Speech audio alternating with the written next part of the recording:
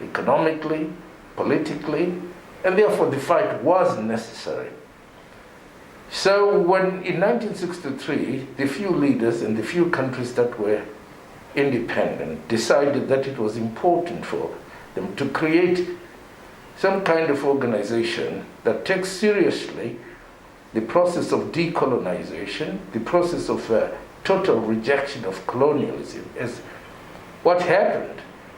It was very, very important as a period that marks the beginning of Africa fighting back to make sure that we go back to where we were before colonization. And that day is very important because there will be no other day like that.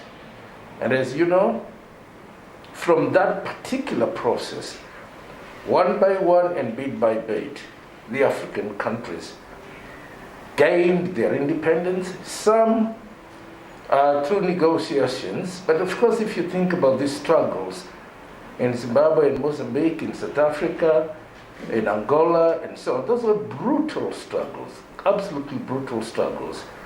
And they've remained very, very important in the back of the minds of the people that went through them, because in order to gain your political rights, you had to lose a lot of life unnecessarily. There was no need to fight white men. They needed just to accept that this was not their space, but they weren't prepared to give up so easily. It was necessary, and very necessary, that not only those, you remember the Mau Mau in Kenya, and so on, people had to fight, and therefore those who were directly involved had to be supported by other African countries that had gained independence before them. So it's a very, very long story, but one that defines our Africanity, if you like. Yeah, perhaps one need to understand and know that what is really remarkable in celebrating or rather commemorating Africa Day. It's extremely important because that's the beginning of, if I may put it this way, it's the beginning of the African person realizing exactly that they have become independent. They've suddenly become able to path their own political direction, their own economic development, their own social development, their own space actually in the global scheme of things, their own space in terms of restarting the whole process of building the industries and the culture that was devastated during colonialism. It was a process of learning anew because, you know, the period, in some cases, if you take Zimbabwe, close to 100 years of domination. If you look at South Africa, just over 300 years of domination. So you're learning all over again how to become an African. Your values have been distorted. Your way of learning has been distorted. Your sense of looking at yourself has been distorted. The knowledge that you've acquired over many years is taught from a context that is totally un-African. So the whole reversal process, where you become responsible for reconstructing the whole ethos of being African, is very, very important. Because, I mean, unless you did that, you become an African with simply identified by simply your structure, the way you look, but otherwise you're as foreign as you can get. Because if your ideas about yourself are foreign, if your thought processes are foreign, if your own culture has become adulterated, if your sense of who you are is lost, you just can't say you're an African because you live in Africa. So that process of self-discovery is crucially important. And I think it is that drives the Africans to work very hard to re-establish themselves as a very, very important people in the world. If we don't do that, it then just means that the colonizer, the dominant class, which was basically made up of white people, is gone, but you're still the same. And you know, this creates a lot of problems when it comes to shall I say, defining your political direction, defining your development direction, defining your cultural revivalism, if you like, that sort of thing. It becomes extremely difficult. So it's important is to make sure that you come back to address and confront those demons so you can be who you are, the same way the Indians, the Chinese, the English, the French, whoever are.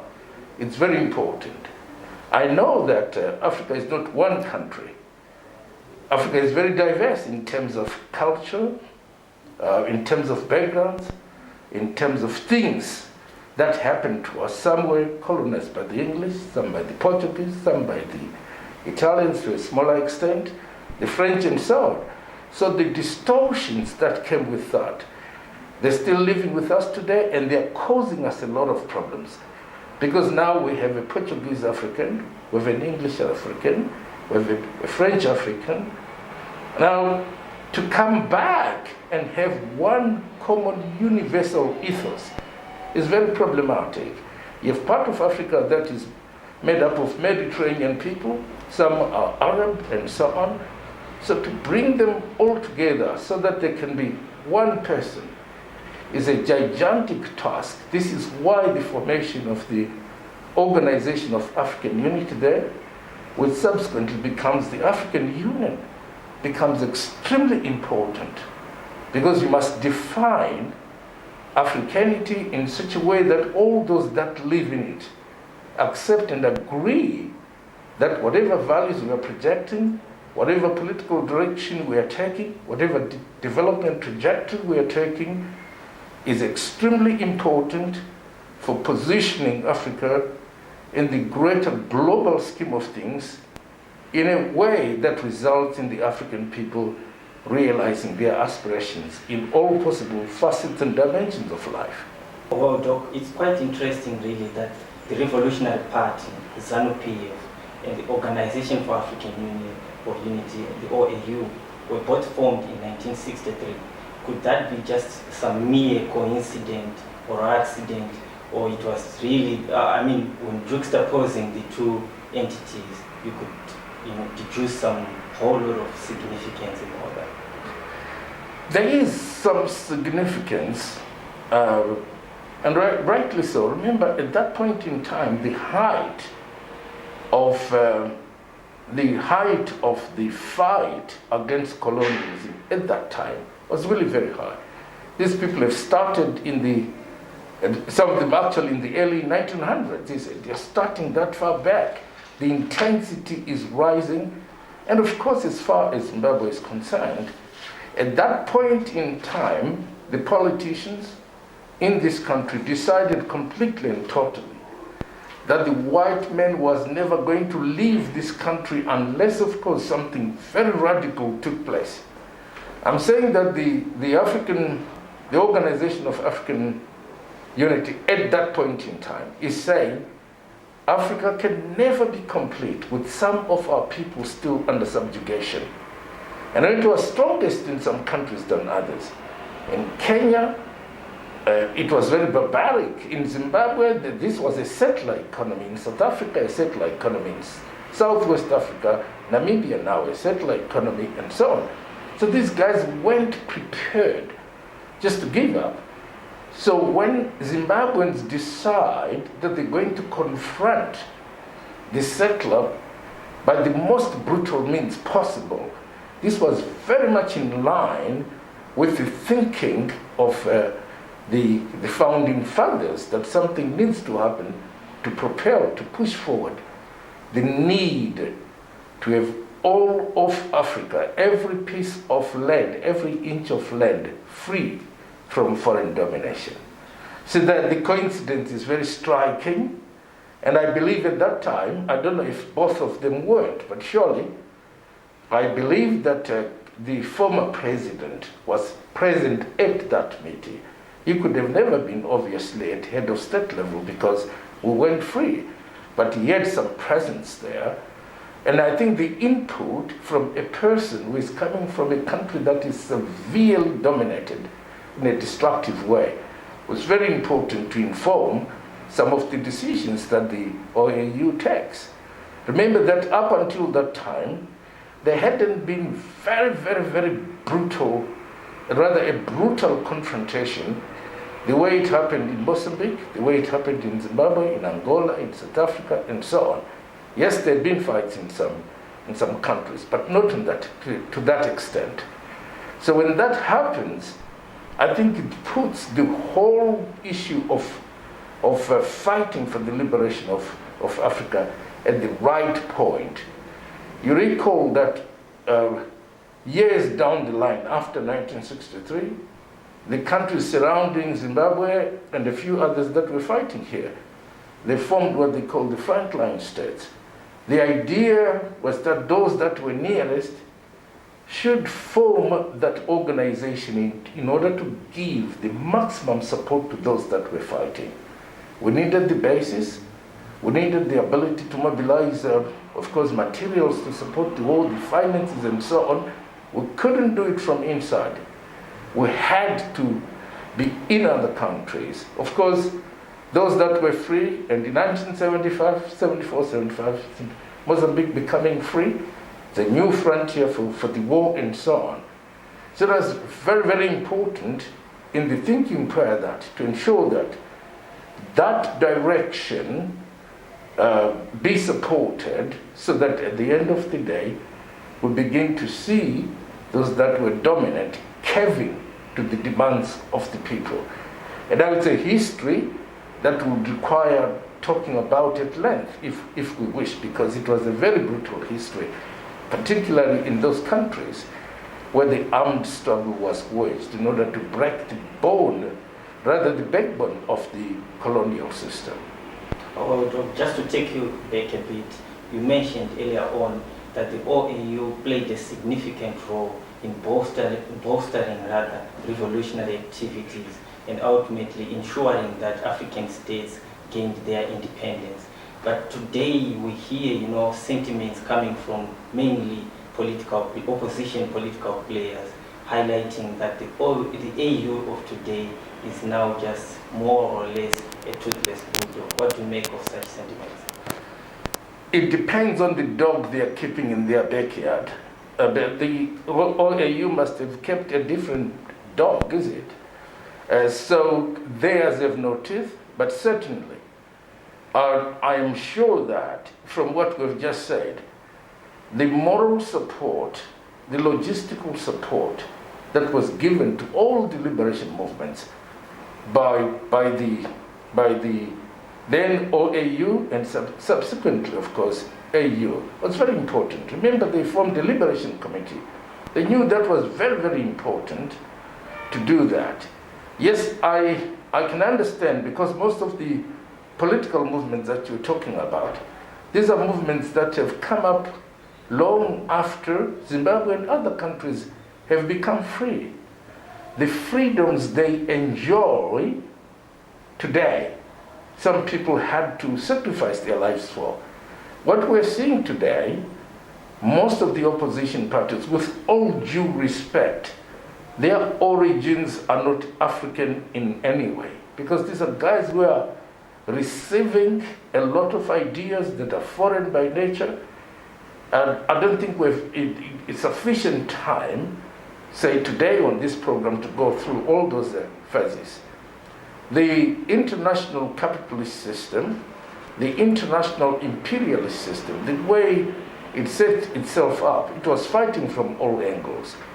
If you can create parties that are a reflection of their interest and get them to fight against well-established, genuine, deep-rooted African influence movements, those that knew exactly it was important to overthrow these systems and build a system that reflected the African historical, cultural experiences, and in some cases, the military experiences arising from the armed struggle. You see what I mean? Redefining themselves so that the people became the core, the people became the primary reason why you operate as a political party. Remember that up to that point when we overthrow the colonial system, It's one half of the struggle. After that, you are focusing on very serious issues, issues of development. How do you reconfigure your education so that it speaks to your own needs, your health system, your public infrastructure, your industry, and so on?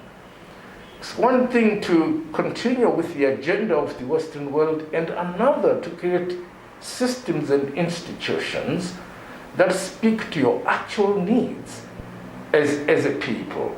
I mean, today I can argue with you that I still am very skeptical about whether we've been able to actually orient our entrepreneurial development programs so they actually reflect exactly what we want as African people.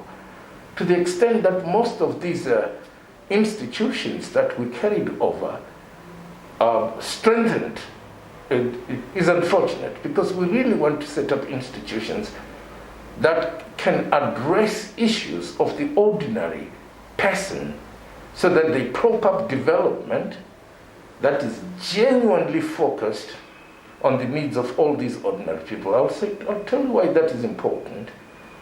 Because down the line, as long as you have a lot of people that are marginalized and they are excluded from a wealth creation process, or they become part of a wealth creating system, but with that wealth slipping through their fingers, we're never going to have political stability until people feel that they're not only part of the wealth creation process, but they own that wealth.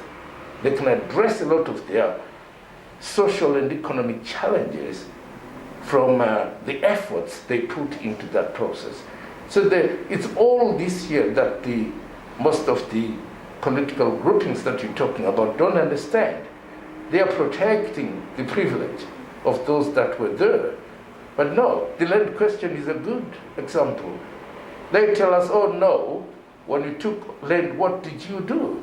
But this is a long development process. It just doesn't happen overnight. You make mistakes and correct them.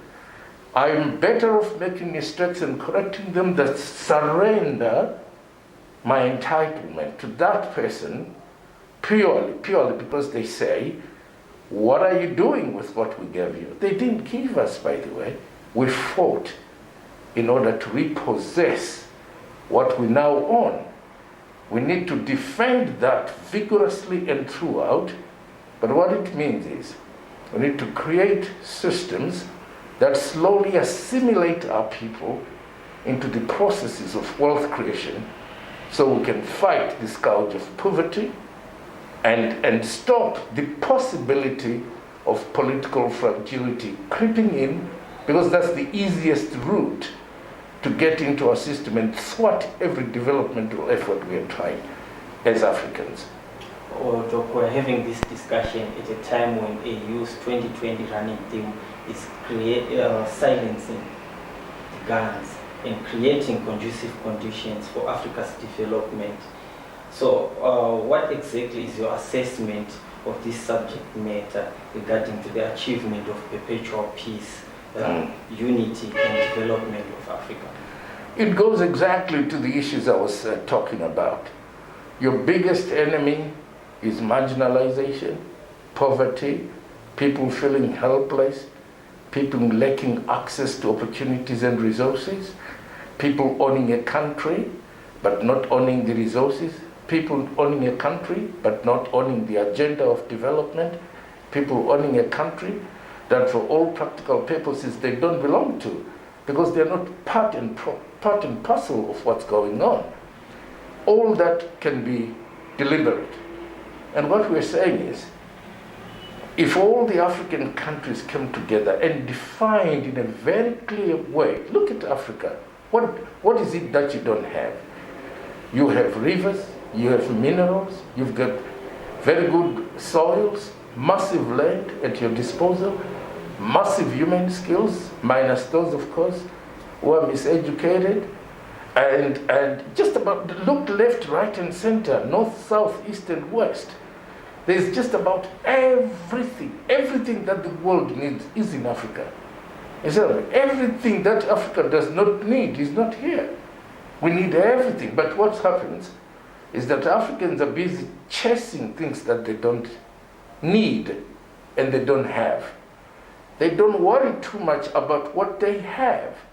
If we focused on that, and we had leadership that obviously take us through very slowly and carefully, and we are prepared to make that small little sacrifice, so that we establish our own industries that make our own shoes, our own clothes, our own food, our own everything that we want. Make it here, sell those things amongst ourselves as Africans. Of course, I'm not naive as to believe that there's virtually nothing that we want from other countries. We want that.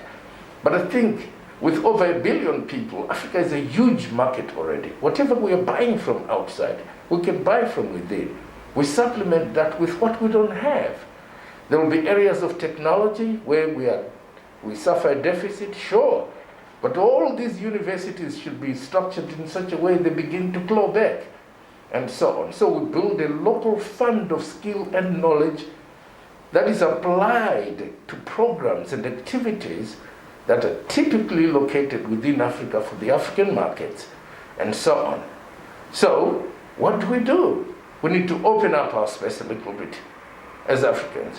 If we don't do that, look at the places where the guns are making a lot of noise. You have your cobalt, your coltan, your diamonds, your whatever. Where are they fighting? They're fighting because somebody in this country is taking those diamonds, or the cobalt, or whatever it is, or the platinum, and so on. When you allow the exploitation of your resources in ways and structures that leave your people stranded, the guns will not be silenced. Because people are looking for wherewithal. And what I'm saying is, Africa is sufficient. We have oil, don't we? We have gas, don't we? We have all those things. It is time for Africa to sit back and think very carefully about how to partner with people that come here. I don't believe that they should come and dominate. Some kind of partnership that ensures that our people, when that partnership expires, our people have the knowledge, have the skill, have the means, have the ownership of things that matter to them, and their lives are changing in a very significant way. Now look at it this way. Since Africa came into being, we have not been able to domesticate the automobile manufacture. Is there any reason why Africa shouldn't obviously manufacture its own vehicles? How much money is leaving Africa in search of vehicles outside? There are so many things, and there's clear evidence that countries that have decided by policy and followed it through. Dubai is a good example. This was nothing less than 40 years ago. But they decided, this is what we have, this is what we want to do. And they went through. South Korea did the same. Malaysia did the same. Singapore did the same. So my view is that Africa needs to sit back and not pursue things that are very, very easy to get. You want to buy a t-shirt from China? You want to buy shoes from China? You want to buy all these things? Even your milk and so on? Is there any reason why we can't have a sophisticated dairy system that supplies sufficient milk to Africa? Why do we export such things? We can. Beef is out of reach for ordinary people. These are things that so Africa needs to think very seriously and make sure they deliver on the table there, on the dinner table, things that matter to the African person. The school, education must not be too expensive and unaffordable. Your health system, we see what government in Zimbabwe is doing at the moment. Wonderful stuff. Recovering all the problems, you see what I mean, in terms of infrastructure deficits, and so we see government doing that. We've seen government doing roads in this country. We've seen government doing dams and so on. That's part of laying the foundation that is very important to ensure that you fight hunger and poverty ruthlessly. And if you succeed in that regard, people will put away the guns. When people have no water, when you can't collect a liter from the streets, when people have no electricity, they can't afford school fees, they can't afford medical bills. How do the guns stop? They won't. So there's a huge need for commitment to massive development, and I'm talking about internally driven development to Africa. Over-reliance on foreigners is never going to solve our problems. We have enough means.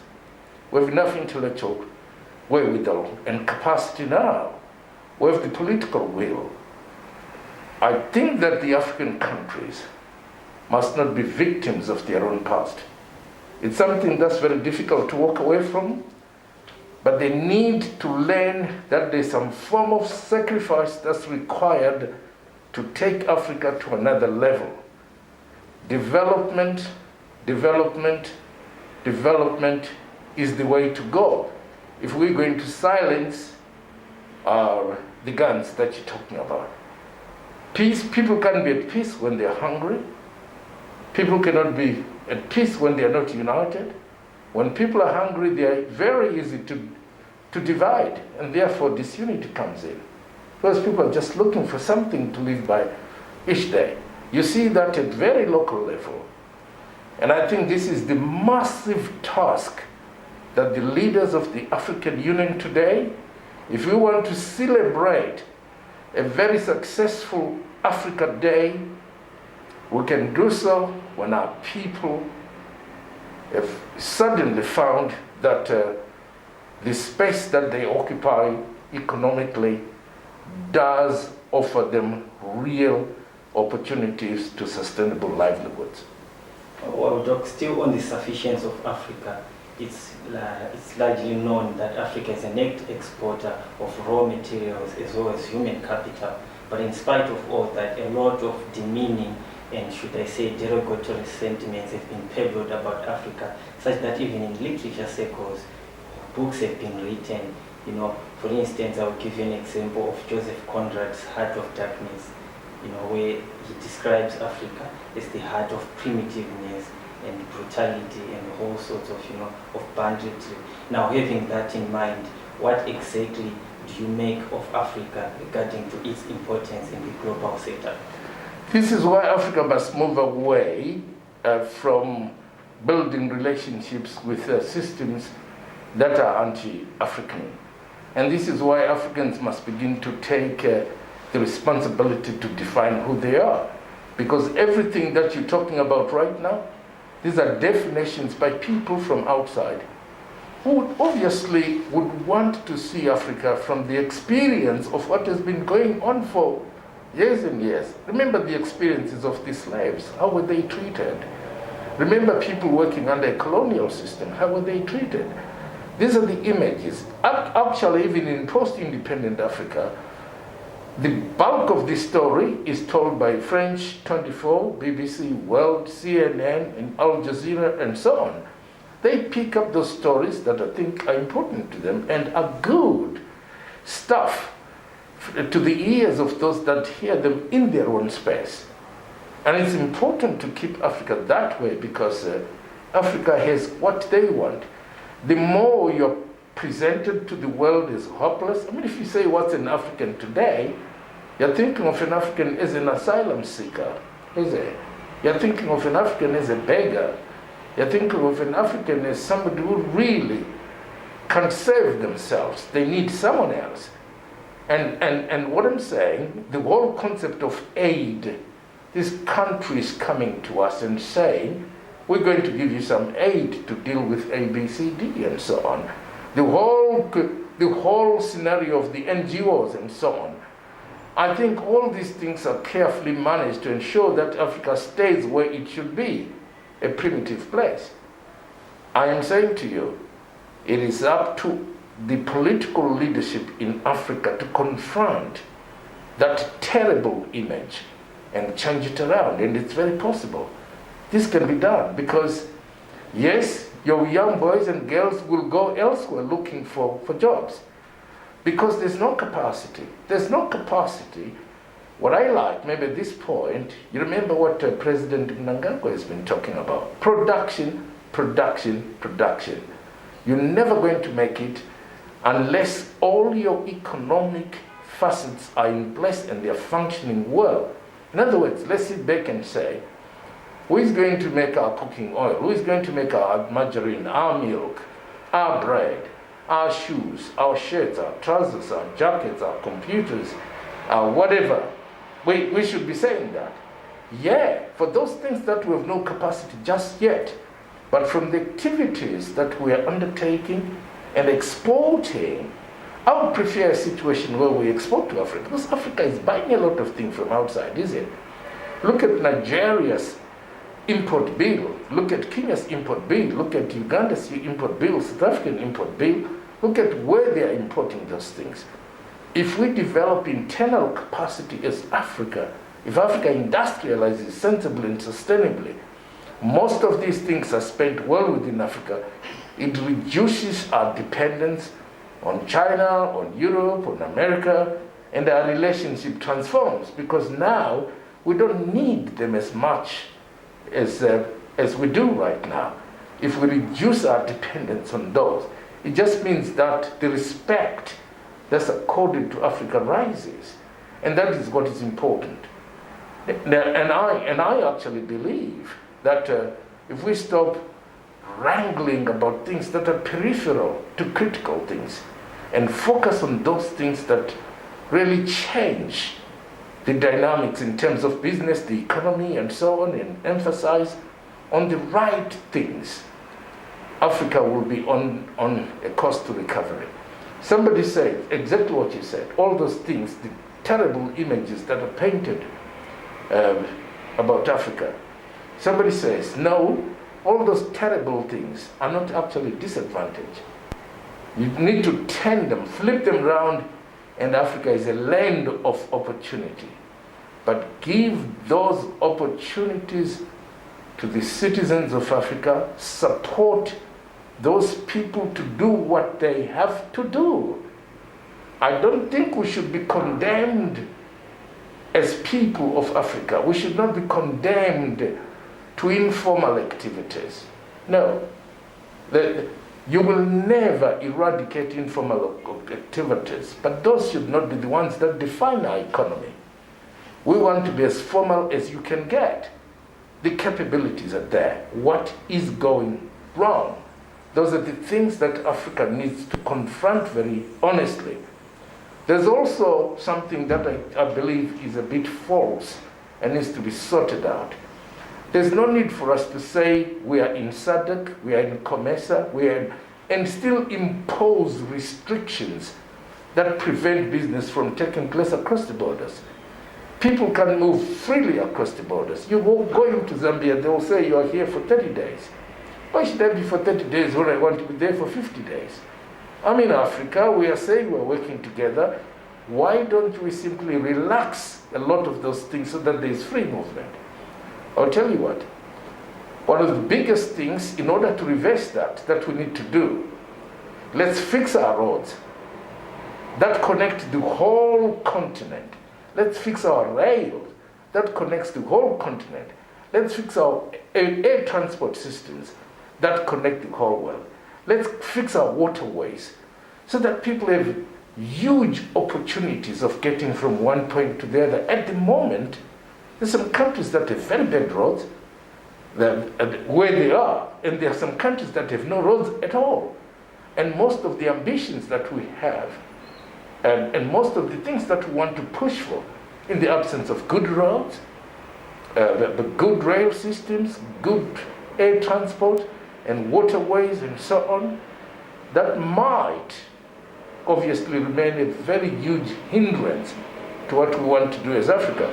So the whole question of infrastructure development, while focused on country-by-country basis, there's need to look at it in continental terms, so we can improve the mobility of people, of goods, of services in Africa, so we can compete with the rest of the world. And I think that is very important. Let me just say this before I exit from the question that you asked. Everyone, I don't know who said this, but I agree with them. Everyone has a strategy for Africa. The Chinese have a strategy for Africa. The Indians have a strategy for Africa. The Europeans have a strategy for Africa. The Japanese, the Russians, everyone has a strategy for Africa. Africa has no strategy for anyone, let alone even for themselves. Yes, there's the free continental trade area, or the continental free trade area as it is called now, but we want to see that that can now begin to work in a meaningful and practical way in order to drive business in Africa and so on. Our education system is very important. There's got to be a lot of interlinkages between universities in Ghana, in Nigeria, in Uganda, in Zimbabwe, in South Africa, that exchange of knowledge that is focused on the concrete realities of Africa. When we produce a lot of knowledge that does not relate here, that's why it's very easy for your boys and girls to go elsewhere, because they've been trained so that they fit very well into an American system, into an Australian system, except in Africa. That must just change. And that transformation is important to make sure that Africa begins to play its part and its role in self-development. Well, coming to the African Union, I mean, the continental bloc is totally against sanctions, illegal sanctions rather, imposed on the nation of Zimbabwe, a position that has also been taken by SADC, which even went to the extent of declaring the 25th of October as an anti-sanctions day. What are your sentiments on that? I think it's very important that Africa speaks against any form of interference into its domestic affairs. Sanctions are evil, are unacceptable, a brutal means of maintaining international relations or dealing with problems between countries. Totally unacceptable. What I practically detest is that the very clear mechanism that's established for resolving such conflicts. But the America, in particular, the European Union, and to a lesser extent the countries that support them, they use their economic and military dominance to impose their will on others. The sanctions on Zimbabwe have never been acceptable. They never went through any established due process, no recognized channels of dealing with the problems that obviously are said to exist. For Zimbabwe, we never had any problem with anybody. We repossessed our land strictly because that's what we fought for. You can go on and look at a few countries right now that are on sanctions. You can see that the motive is very selfish.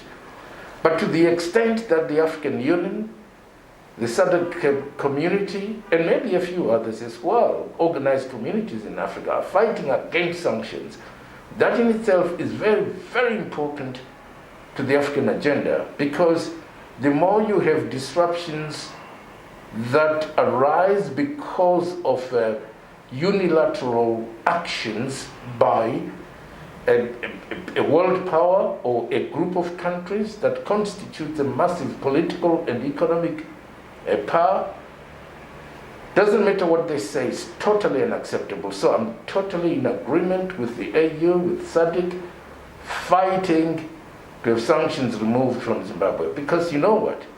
If these sanctions were removed and Zimbabwe began to trade with everyone on even keel, some of the problems that we see, some of the problems that are bedeviling our development will disappear overnight. This country has the capacity to play a very important, in the absence of sanctions, Zimbabwe can play a very important role in influencing what happens in its neighborhood. The capacity is there, everyone knows that. We've done a lot of things in the past, we still can do that, but this is being disrupted by this very unwarranted illegal action by America in particular, and to a lesser extent by the Europeans, of course in support of the British. The conditions have changed, there's no longer any need for that. And I think obviously the coronavirus pandemic has made it even worse. There's no longer any need for that. The world economy has been battered very seriously. Every country needs to rethink its strategy about how we go forward. Now, when you put all these stumbling blocks, you make it worse for some countries to develop. And I don't think that is necessary. We need to start on a new and clean slate going forward.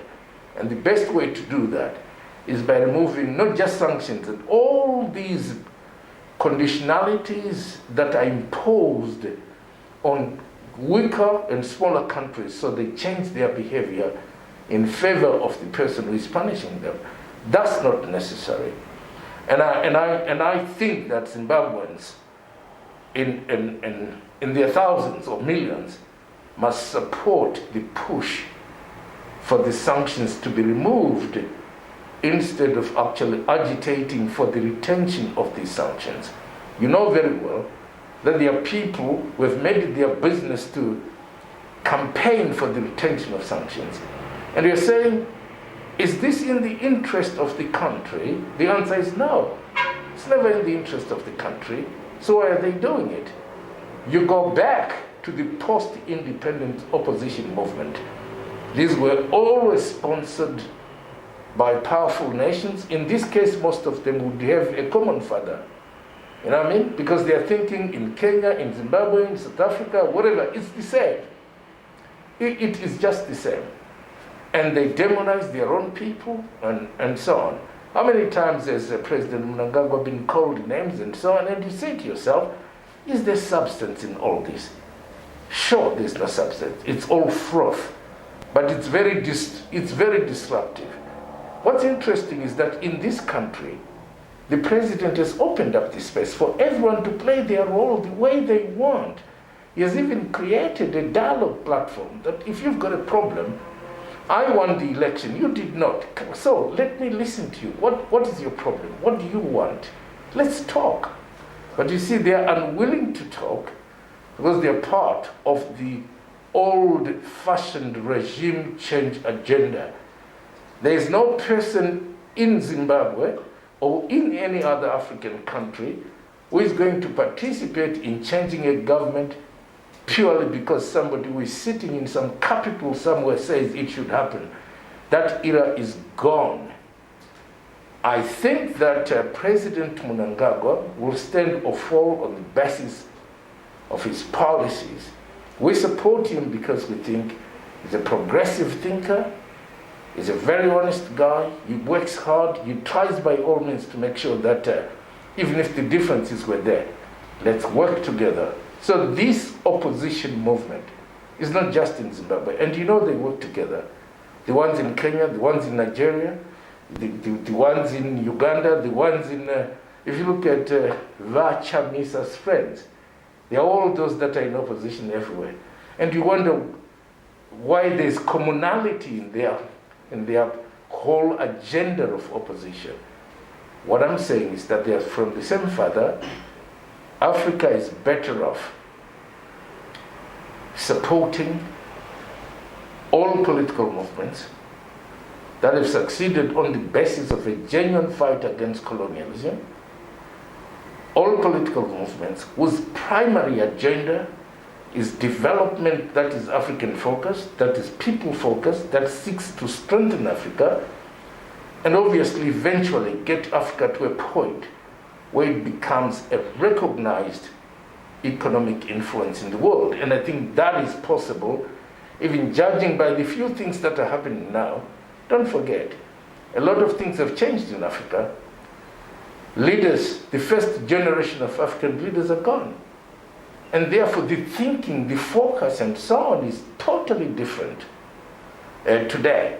In Botswana, there's a new leader. In Zimbabwe, there's a new leader. In South Africa, there's a new leader. In Madagascar, there's a new leader. In Kenya, all these people have a totally different disposition towards how you manage your national and state affairs. They are willing to engage.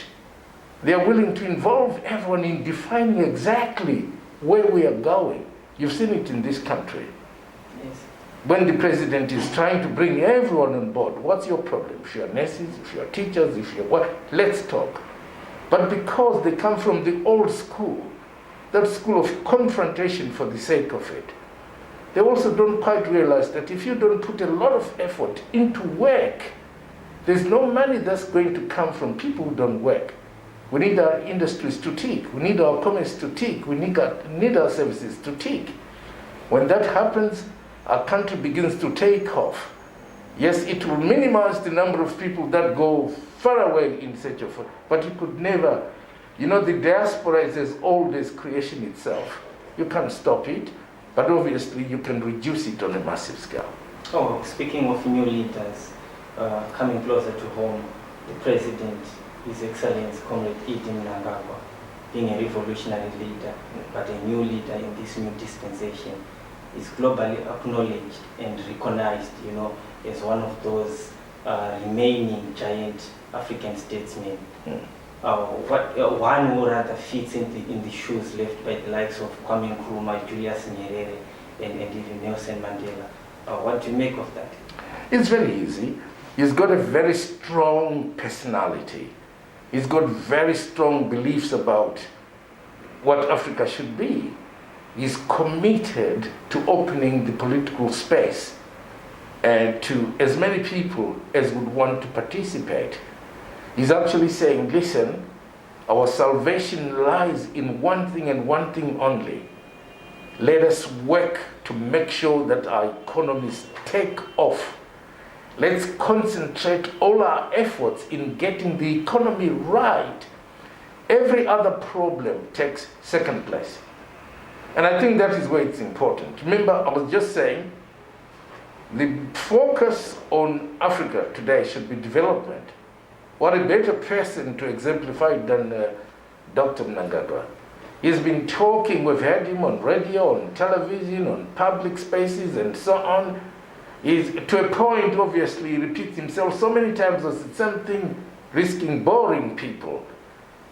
He does so because it's important for a country to understand that if it does not work in order to change its economic fortunes, there is no salvation that's going to come from somewhere else except from your own hands, except from the application of your own thoughts and processes to work and produce things that you use yourselves, things that you eat, and so on, instead of depending on things that are produced elsewhere.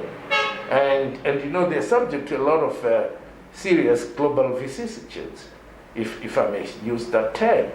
The truth is that it can be better than that. This president is unique in one way. He understands the subterranean world, in other words, the world of intelligence. He's well schooled in that. He understands the military world. He understands the political world. He understands the economic world. And most importantly, he understands the need to create and expand the democratic space. So when you put all these things together, here is one person who can make a difference. Because he does not need education on all those things. He understands them well. And I think what makes him very unique, he says all these things in a very calm, easy to understand manner, and is also approachable. What more do you want? If you've got a visionary like that, people have been asking for democracy everywhere. He's granting you that democracy. People are asking for development. He's granting you an opportunity to develop. People are asking for participation in political decision making. He's actually saying, look, come on the top table. Let's talk about it. How do you want it done?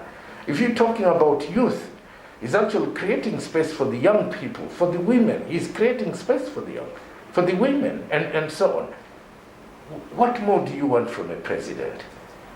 There are less people who have been sent to prison under this man than at any other time in the history of this country, and maybe a few other countries. To the whole world, he's saying, come on, Zimbabwe is willing to work with every country that wants to work with it. Zimbabwe does not want to create enemies. It wants to create partners.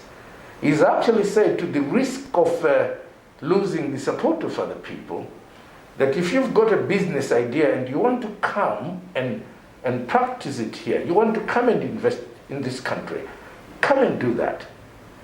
Where on earth do you get a leader like that? And of course, I think he's a great guy who needs to be supported, initially based on people and then the rest of the world. And initially people took him for granted because this was political grandstanding, but with time people have come to realize this is a very serious man who is committed to that. And right now he's saying to you, rather you and me, hey, you guys, jump onto my train. Let's move together. Let's make sure that when we get to 2030, we have a very clear system that exists in Zimbabwe, and we can share that with everyone else in the world. So I actually think you can't get a president who practically puts his cards on the table and say, there you are, this is all I am looking for. If there's anything, yeah, let's differ on other things, but let's not differ on development, on economic growth, and so on. That's what he's doing. You highlighted that the president understands the political terrain. He also understands the military and intelligence terrain. But right now, he's more of an outstanding captain regarding to the fight against coronavirus, which is more or less a medical field. How best can you describe the person? It's not a medical field in any way. It's a public policy terrain. It's understanding exactly that when people are visited by a devastating pandemic like that, what do you do in terms of public policy? How do you put together systems and institutions that fight it? And that's what he's going to do. Reorganizing things so that you fight it. Making sure you place on those things that are important. That's what he's going to do. Remember when he started, a lot of people actually were skeptical, but he was so determined because he was very clear that this is how we want to fight this thing. The model might have been universal, but the application very different. The level of commitment very different, and so on. He's been able to lead the nation and galvanize the support of every area of public life, every facet of it. He's been able to do that. Now look at the amount of business enterprises that are coming forward to assist. It's because they see an amount of oozing goodwill from the man, that he means it, he's serious. And after all, what is the use of a leader if that leader is not going to prioritize the life of his own people? Yes, you've got people that are now saying, oh, this lockdown, this and so on. But quite frankly, the truth is that we are not out of the woods yet. And look at him when he's speaking. He's very sober, he's very clear. He's really saying to you, this is nothing personal. We want to make sure that our country is safe. We want to make sure that we don't indulge in a behavior that is harmful to the other person. So let's enforce that and protect the wider population. It can be better than that. So yeah, I understand your attempt in positioning that as a medical thing. I don't think so. He's creating a space where those with very critical skills in medicine can function very effectively and feel supported. The hospitals are being reorganized. The hospitals are being refurbished. Centers that are required to make sure that people are tested, the isolations, you've seen that. Well within what Zimbabwe can afford. And in some cases, we've been assisted by others. But whatever assistance we've got, it's gone to good use in order to ensure that you and I are not endangered by this terrible virus. So I see there a clear understanding of public policy and its application in the most dynamic and responsible fashion in order to ensure that this country is safe from the devastating effects of COVID-19. Yeah, well, still on COVID-19, with an African state, Madagascar, it proposed, or rather laid a cure, should I say, a COVID-19 cure, but it has not really been accepted world over, mainly because people have certain, ways of treating an African product or something that is being proposed by an African state. What do you make of it? A very interesting scenario indeed, but I can tell you that from a marketing point of view, any product very often is affected by what's called the country of origin effect. Now, even you do it in this country. If I say to you my shoes were made by somebody at CSO in Barra, you look down upon them, is it? Because of the place where they were made. I say, no, I will never buy a shoe from somebody who does shoes from a corner shop and so on. They may make the best shoes, but you're not giving them a chance to demonstrate to you that this is, after all, a very good shoe. That is very common human. A very common human approach to things. There's residual prejudice against the African countries. I want to say, however, because of the magnitude of this problem, indeed, we may have the shrubs that can respond and deal with this thing very effectively. But because the whole world was changed so as to accept the methods of the Eurocentric approach to medicines, to pharmacology, if you like, and so on, the local indigenous knowledge, experiences, were expunged out of the window because those were considered primitive and untested and so on. The herbs that a lot of people use to treat the ailments that face human beings, they probably have an origin in Africa.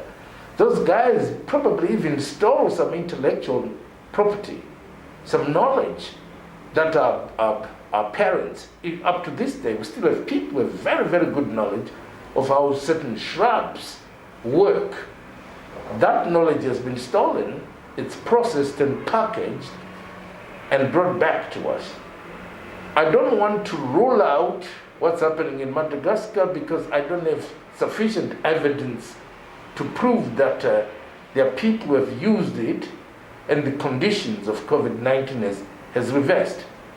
I equally don't want to discount that whatever they are doing in Madagascar is effective. I don't want to do that until there was a test of some kind. They haven't done so. Where I have a problem with them, they are condemning Madagascar before obviously attempting to test whether what they are claiming is true. You can only condemn when you have proven very clearly beyond any reasonable doubt that the medicine that's being prescribed is a placebo. In this case, we don't know. The guys actually say it works. So there should be an independent process of making sure, give them time to make sure that you test and confirm that their shrubs or their medicine, whatever they're using, is working. But what you are seeing now is a typical condescending European attitude towards Africa, that there's nothing good that can come out of Africa. And I think, if you ask me at personal level, even without conclusive evidence, I'm likely to support Madagascar on its claims and only dismiss them when there's complete evidence to suggest it doesn't work. But I couldn't just accept the condemnation of a discovery by somebody in the absence of a clear assessment of whether what they are claiming is true or not.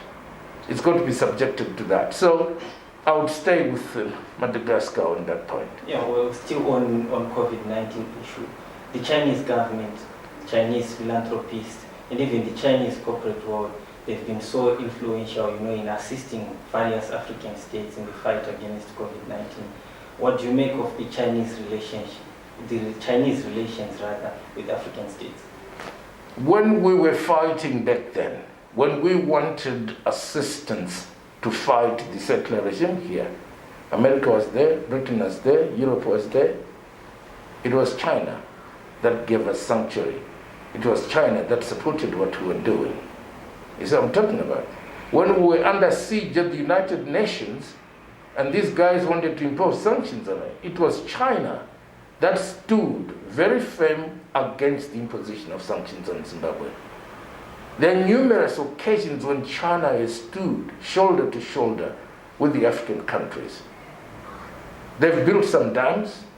Those that complain have no dam. They have no intention to build one. They have no aid towards that, but they condemn. And the narrative that they've planted amongst African countries is that you are being colonized by China.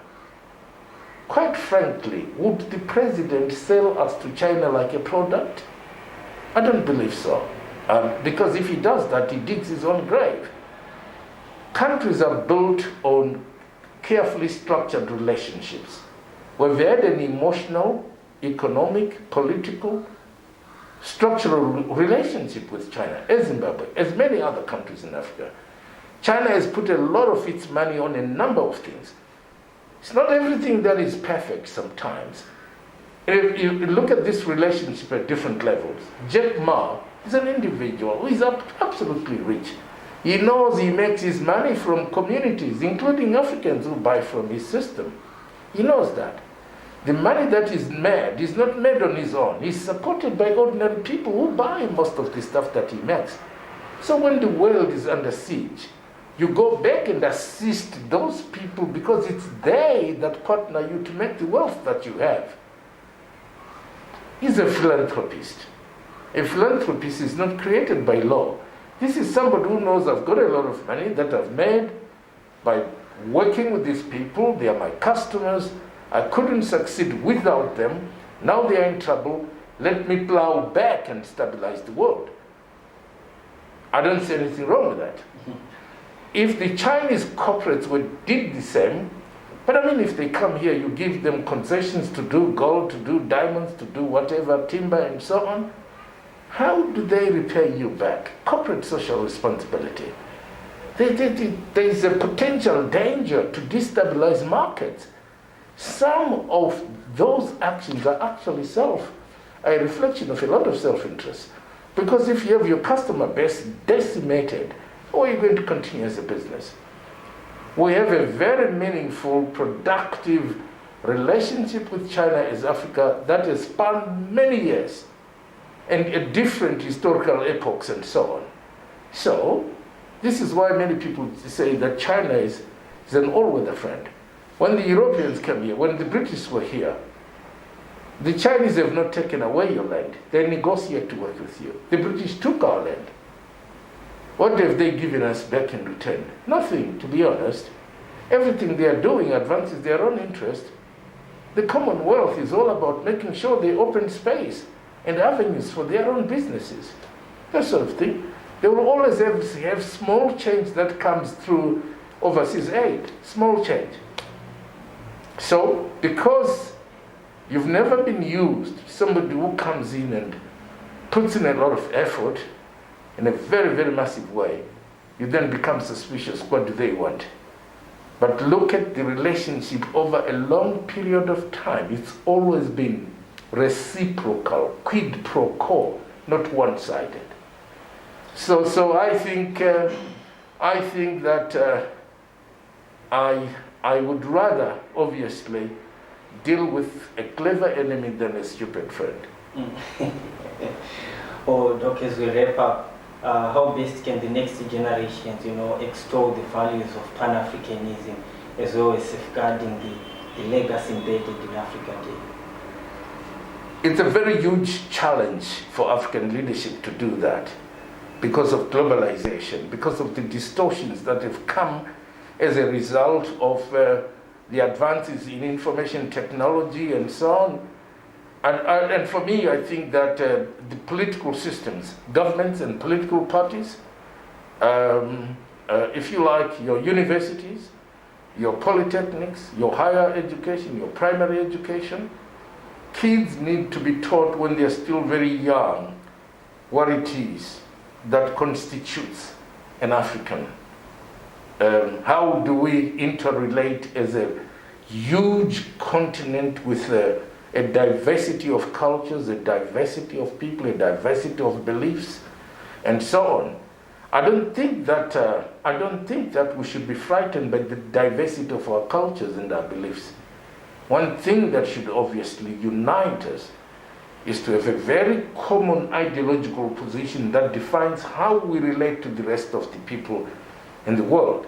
When we have not done that, we've been at our weakest and we've been attacked left and right and center, even by the smallest of countries in the world. So I think that there must be a systematic approach, very sustainably, that begins to teach children of Africa, in Africa, about how Africa conflicts, how Africa obviously kind of like blends together. How is a Nigerian similar or dissimilar to me? I shouldn't worry about what they eat, because I eat something that's different. I shouldn't worry about how they dress, because obviously how I dress is very specific to my own environment. What should unite us is that big concept of Africanity. We are Africans. What is it that unites us? What is it that keeps us a solid group? Why is that important? Because if we remain fragmented, if we emphasize our differences, we will, to some extent, I think, extend on what the colonialists did. We're broken into small little countries and made to believe that the person next door is not your friend. Look at the people in this country. If you go to Chipinga, you've got people from Mozambique, practically the same people as those on the other side of Zimbabwe. If you're in Malawi, and you're on the border with Mozambique, what separates these people is just a road. The people on that side and that side are the same. And so we can go on and on. So we want to find that very strong common ideological position that keeps Africa together, because when we do that, it's the more and more we are able to defend our resources, defend our heritage, and defend our cultures, defend our own identity as a people. I think what you're asking is very important, because I don't want to believe that we're going to end up with people who live in Africa and they're not Africans. They are black, but they're not Africans. They speak the language, but they're not Africans. The opportunity for that to entrench is very high if we don't incorporate the teaching of African history, African heritage, just the concept of Africanity to our people. Because if we don't do that, they aspire to be American, they aspire to be British, they aspire to be something else, and Africa will be a deserted land. End of day, our situation will become poorer and poorer, and there's no African left. Even if you meet African people, but they're still not Africans. Quite insightful. Doc, it's very unfortunate that because of time we cannot be allowed to continue with this discussion. But from myself and the crew behind the scenes, would you please, or may you please accept our sincere gratitude, for this insightful and enlightening discourse. Thank you very much, Doc. Thank you. It was nice talking to you as well. Good.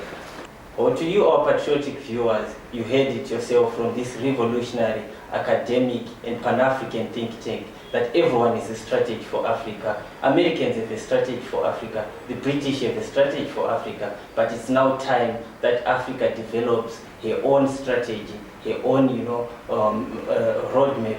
So from the crew behind the scenes, the producers of this program, and myself, Comrade Rosary, we say Happy Africa Day and goodbye for now.